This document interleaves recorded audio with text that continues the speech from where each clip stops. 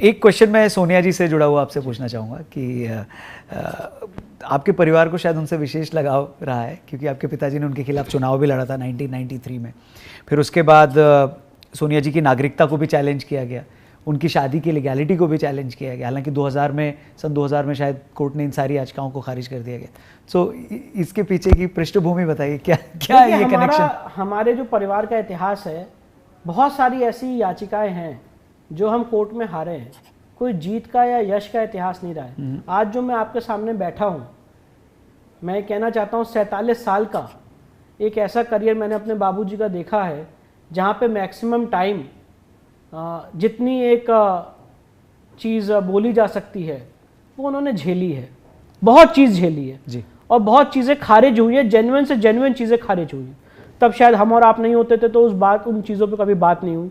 पर मैं शुक्रगुजार हूँ आपका कि आपने इतिहास के इस दर्दनाक पन्ने को दोबारा आज कुरेदा है। तो बात ऐसी थी, बाबूजी ने चुनाव सोनिया गांधी के खिलाफ जीतने के लिए नहीं लड़ा था, हारने के लिए चुनाव लड़ा था 1999 में।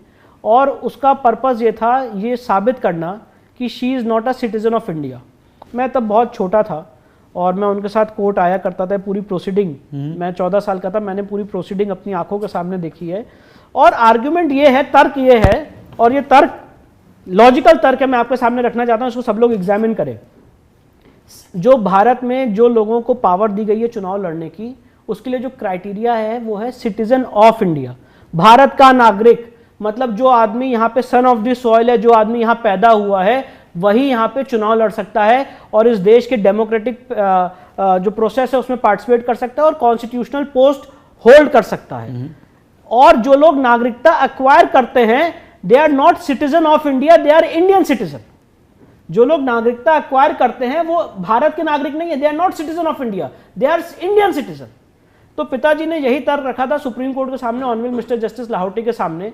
मैं एक छोटा बच्चा था उस समय, गैलरी में उनके आर्गुमेंट को सुन रहा था। तो उन्होंने ये बात कही थी कि मैं यहाँ पे अपने लिए कुछ मांगने नहीं आया हूँ।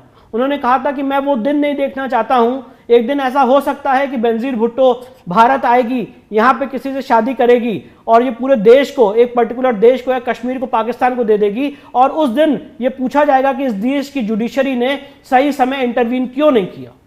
आपने जो फ्लड गेट्स को, जो आपके चैनल में बहुत इंपॉर्टेंट बात बोलना चाहता हूं, जो सिटीजनशिप एक्ट है उसमें फ्लड गेट्स खोले हुए हैं, जिसमें आप सिटीजनशिप दे रहे हैं by way of marriage under section 5C, कि अगर कोई फॉरेन व्यक्ति आज यहां पे किसी से शादी कर रहा है, ऑन दैट बेसिस आप उनको नागरिकता दे रहे हैं, तो उस बेसिस को चैलेंज किया था। There is nothing against Sonia Gandhi, ठीक है। The concept is against, we are against this concept कि अगर इस देश की इंटरनल सिक्योरिटी, इस देश की इंटीग्रिटी को आपको मेंटेन करना है, तो सबसे पहला जरूरी यह है कि जो फॉरेन समाज से या फॉरेनर कोई अगर है, तो वो इस देश के डेमोक्रेटिक प्रोसेस में पार्टिसिपेट ना कर पाए, इस देश की कॉन्स्टिट्यूशनल पोस्ट ना होल्ड कर पाए।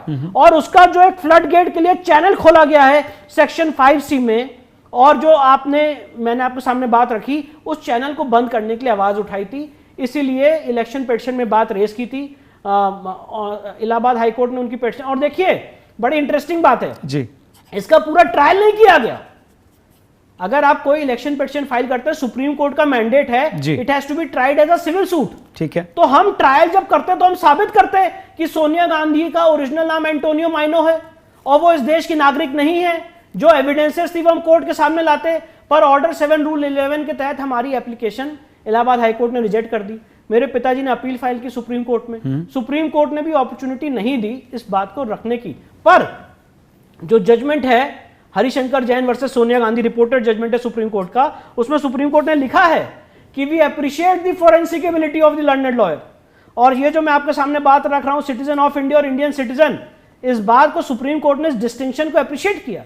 पर उस समय के जो अटॉर्नी जनरल थे मिलन बनर्जी, उन्होंने कोर्ट में कहा था कि लॉर्डशिप जो मिस्टर एच.एस. जैन कह रहे हैं हम इसको डिस्प्यूट नहीं कर रहे हैं, बस इस समय इसको डिसाइड मत करिए, नहीं तो पॉलिटिकल हैवॉक हो जाएगा। अच्छा, और ये बात कोर्ट मानती है?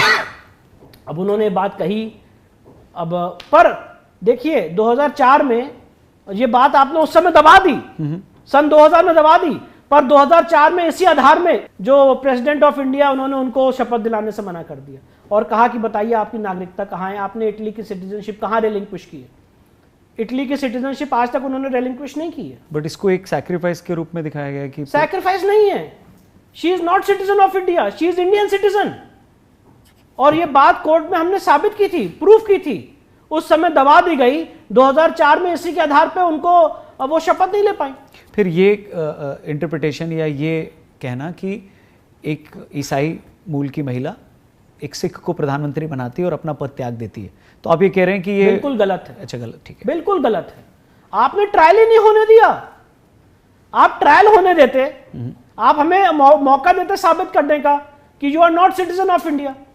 आप सोचिए रौनक जी, कितना सीरियस विषय है।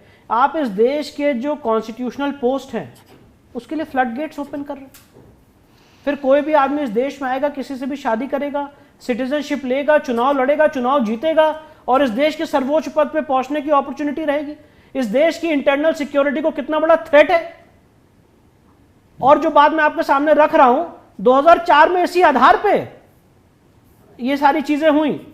तो मैं सिर्फ देखिए, हमारा जो इशू होता है कोई पर्सनल इशू नहीं है, it's a legal issue, it's a issue concerning with the internal security of the nation. तो कोई सैक्रिफाइस नहीं है, ना हम उनके खिलाफ हैं। Point in issue policy issue है कि अगर एक आप इंटरनल फ्लड गेट्स खोल रहे हैं, और ये किसी भी देश में नहीं है, ये किसी भी देश में नहीं है, इसीलिए इसको रोका जाए, इसके खिलाफ।